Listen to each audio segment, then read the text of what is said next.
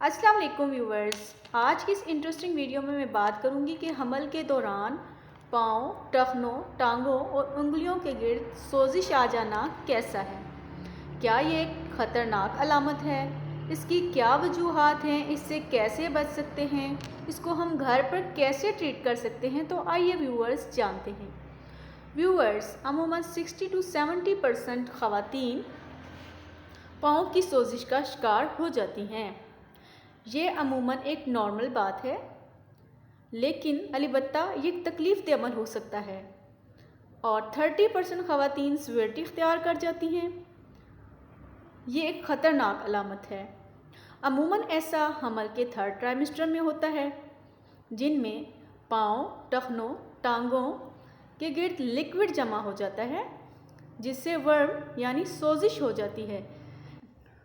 Viewers, पाँव में सूजन एक आम बात है जो कि डिलीवरी के चंद रोज़ के बाद ही ख़त्म हो जाती है।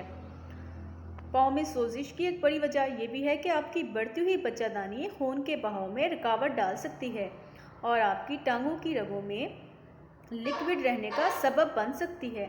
ये इजाफी लिक्विड टिश्यू में जमा हो जाता है और टिश्यूज़ फूल जाते हैं। यही वजह है कि पाँव पर सूजन हो जाती है। व्यूअर्स, पैरों की सूजन बहुत आम है, तो इसीलिए आपको परेशान होने की ज़रूरत नहीं है। डिलीवरी के चंद रोज़ के बाद ही ये ख़त्म हो जाती है। पैरों में सूजन की वजह यह है कि आपकी बढ़ती हुई बच्चादानी खून के बहाव में रुकावट डाल सकती है और आपकी टांगों की रगों में ज़्यादा लिक्विड होने का सबब बन सकती है। इजाफी लिक्विड करीबी टिश्यू में जमा हो जाता है और इस तरह से टिश्यूज़ फूल जाते हैं और आपके पाँव में सूजन हो जाती है।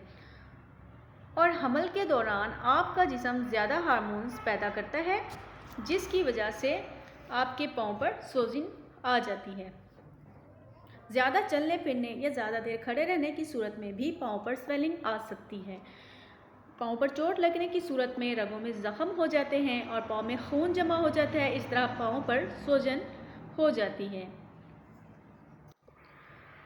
अगर हमल के दौरान पाँव की सूजन के साथ सर दर्द, मतली या फिर सांस लेने में दुश्वारी हो रही है, तो ये प्री क्लैम्शिया की अलामत है।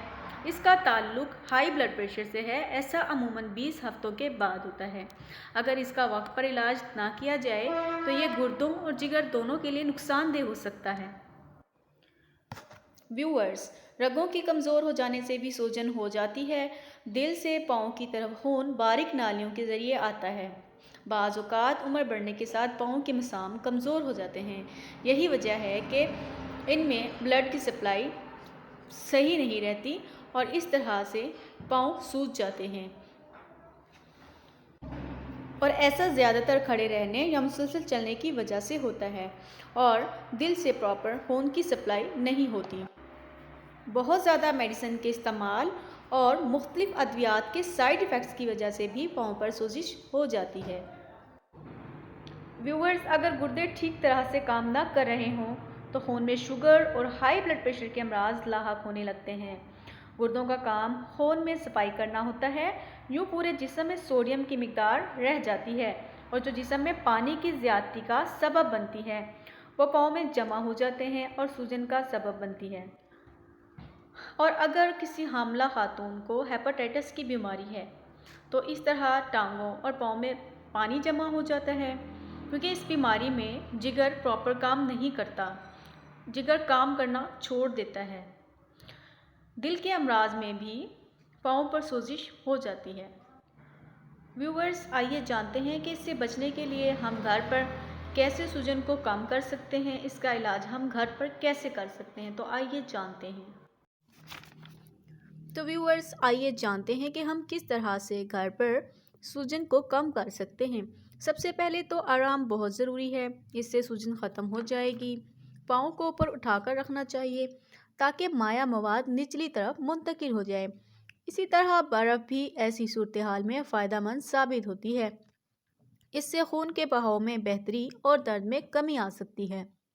खाने में सोडियम की मिकदार को कम कर दें। नमक आपके जिस्म के इजाफी पानी को रोकता है। डब्बे में बंद या प्रोसेस शुदा खानों से परहेज़ करें, क्योंकि इनमें सोडियम की मिकदार बहुत ज़्यादा होती है। पोटाशियम की मिकदार में इजाफा करें। काफ़ी पोटाशियम ना मिलने से भी पैरों की सूजन हो सकती है। क्योंकि पोटाशियम जिस्म में मौजूद लिक्विड की मिकदार को कंट्रोल करने में मददगार होता है। तो इसीलिए आपको मल्टीविटामिन के साथ पोटाशियम भी लेना चाहिए और पोटाशियम से भरपूर ग़िज़ा का इस्तेमाल करें। कुछ ग़िज़ाएँ जिनमें कुदरती तौर पर पोटाशियम की मिकदार ज़्यादा होती है, इनमें आलू, शकरकंदी, केले, पालक, फलियाँ, खुश्क आलूचा, अनार, कीनू और गाजर का रस, दही, चुकंदर और दालें शामिल हैं। कंप्रेशन जुराबों का इस्तेमाल करें। ये जुराबें लिक्विड को बहने से रोकती हैं। आपको हल्की कंप्रेशन वाली जुराबें शुरू में ही इस्तेमाल करनी चाहिए। ये दूसरी तमाम तर जुराबों से मुख्तलिफ हैं, जो आपके टखनों और पिंडलियों के गिर्द बहुत तंग होती हैं और खून के बहाव को रोकती हैं। व्यूअर्स, पानी का इस्तेमाल ज़्यादा करें। सूजन से बचने के लिए ज़्यादा पानी पीना अजीब लगता है, लेकिन अगर आपका जिस्म पानी की कमी का शिकार है तो इसके बदले में और ज़्यादा लिक्विड को रोकेगा। इसीलिए रोज़ाना कम से कम 10 गिलास पानी पीने की कोशिश करें, ताकि आपके गुर्दे ख़राब चीज़ों को बाहर निकाल सकें और आपका जिस्म ज़्यादा हाइड्रेट हो पाए। पानी को पुरज़ायका बनाने के लिए आप नींबू पानी या फिर पुदीने का पानी भी इस्तेमाल कर सकते हैं।